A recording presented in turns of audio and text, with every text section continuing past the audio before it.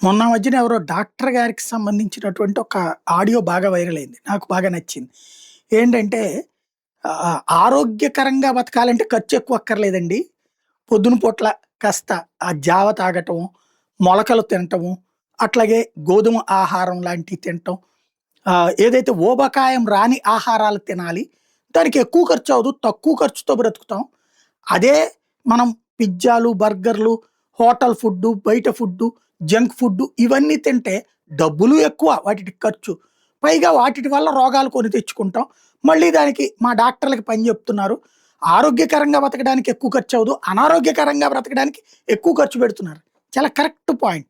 ఇది ఇప్పుడు ఎందుకు చెప్పాల్సొస్తుందంటే ప్రపంచమంతా ఇట్లాంటి యూరప్ దేశాల్లో ఆరోగ్యకరం, ఆరోగ్యకరం అన్నీ అని చెప్పి మనం ఇక్కడ కూర్చొని మాట్లాడుకుంటాం. మరి ఊబకాయాలు అక్కడే పుట్టి పెరిగినాయి. ఇప్పుడు ఆస్ట్రేలియాలో చివరికి ఈ ఊబకాయపు బారి నుంచి తప్పించుకోవడానికి ఈ మధ్యన కనిపెట్టినటువంటి 2 రకాలైనటువంటి మందులు. ఒజెంపిక్కు, మౌంజారో ఇవి వందలు, వేలు కాదు వేల రూపాయలు అవుతున్నాయి. అయినా సరే కొని వాడుతున్నారు.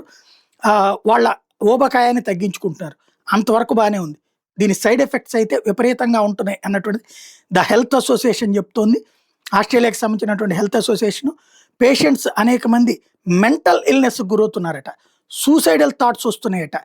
అలాగే బిహేవియర్స్‌లో మార్పొస్తుందట. మెడికేషన్ సందర్భంలో. అంటే ఏది ఫ్లక్సేషన్స్ వస్తుంది మెదడులో అన్నటువంటి విషయాన్ని ప్రధానంగా చెప్పుకొస్తున్నారు. కాబట్టి ఊబకాయం తెచ్చుకున్నాక తగ్గించుకోవడం కష్టం. తేకుండా చూసుకోవడం ముఖ్యం.